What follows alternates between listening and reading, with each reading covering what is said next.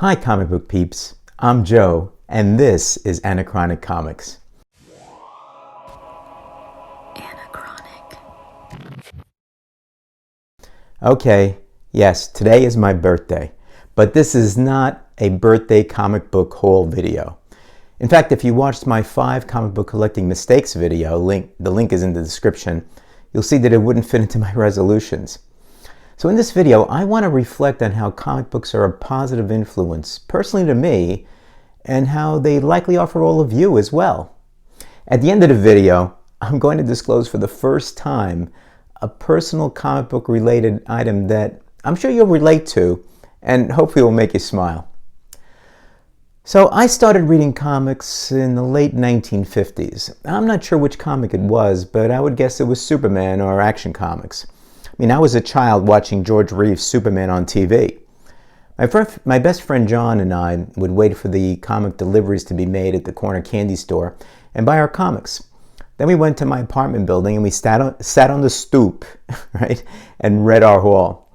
I was an okay student in grammar school, but reading comics not only helped me with my language, I'm told that Italian was my first language, believe it or not, but it opened up my imagination to what could be. So it was a natural progression to add science fiction and fantasy to my reading.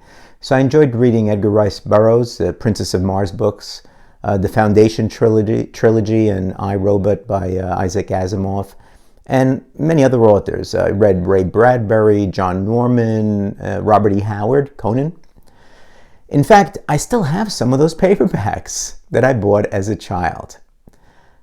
But looking back, comics remained the focus of my reading back in those days. So seeing the introduction of the Justice League and all the new Silver Age heroes on the DC side, and the brilliance of Stan Lee and Jack Kirby, along with Steve Ditko, and basically being there and witnessing the birth of the Fantastic Four, Hulk, Spider-Man, the X-Men, among the others at Marvel, made living through that comic book era an amazing time for a comic book fan. So there was no internet, right? So there's no Instagram, YouTube, no DC Universe or Marvel Unlimited. But fans did publish fanzines, such as Alter Ego and Batmania, 2 that I bought, and comic conventions were in their infancy. The very first major comic convention was held on July 27th, 1964 in New York City. So history records that about 100 people attended the New York Comic Con in 1964.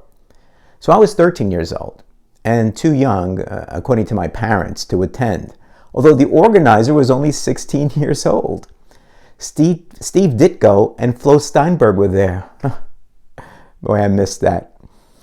So although I didn't realize it at the time, the comic book stories I read had social relevance and helped me make sense of what was going on in the world at that time. In the post-World War II era, we were constantly fearful that a nuclear war would destroy us all.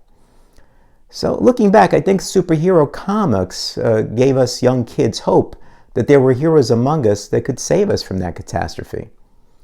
A few years ago, after a long absence from comic book collecting, I started to dabble again in comics, primarily buying Justice League and Amazing Spider-Man.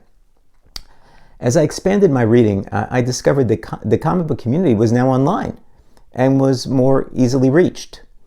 So I started following people on Instagram and YouTube, and gradually I got to the point, with the prompting of some of my comic book friends, to launch my own YouTube channel. Whereas as a child, comic books helped me with reading and expanding my imagination, as an adult, reading comics has had a very different and very positive effect on me.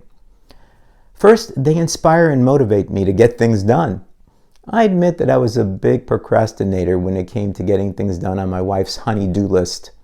But during my retirement, I've taken on some serious projects around the house that in the past I would call someone else in to do.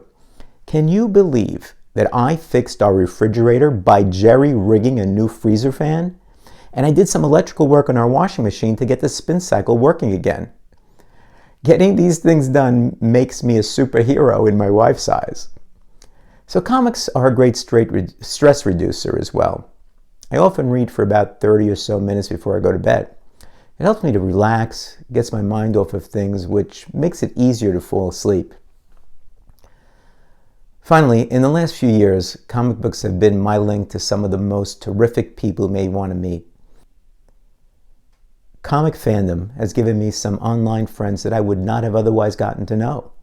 They live all over the US and Canada, and some are in Europe. They may be Marvel fans or DC fans. They may even just go for indie stuff. But we share a love of the comic book culture and support each other. We may not always agree on what we like, but we respect and listen to each other. No FOPO, fear of others' opinions. What a wonderful community to be in. So here is the reveal I promised at the beginning of this video. As a kid, reading comics, like probably many of you, I was inspired to write my own comics and draw them. Again, nothing out of the ordinary for us comic book geeks, but I'm revealing for the first time the actual comics that I made. I had 3 comics, a monthly, one 8 times a year, and a bi-monthly. I patterned this after DC publishing norms at the time. The monthly was The Amazing Parakeet, who was a man who ate radioactive bird seeds and was transformed into a human-sized parakeet. Man, I guess, with wings to fly and super strength. Obvious ripoff of Hawkman, Spider-Man, and maybe some others. The second hero was called Master Martian. John's ripoff, anyone? And the last was co-created with my sister, who was taking dancing lessons at the time. She was a woman hero who used acrobatics and dance moves to stop criminals. Her name was Subat, S-U-B-A-T, which stood for Super Ballet and Tap Dancer. Weird, right? But certainly original. It's all kind of silly in retrospect, but I wish I still had those comics that I made. So let me know in the comments what superheroes you made up as a kid. So turning 70 is a major milestone. Joyous for some people, emotionally challenging for others. As I celebrate my 70th birthday today, comic books will help me to continue living my life with delight, curiosity, and serenity. Thanks for watching, guys. Take care, and I'll see you soon.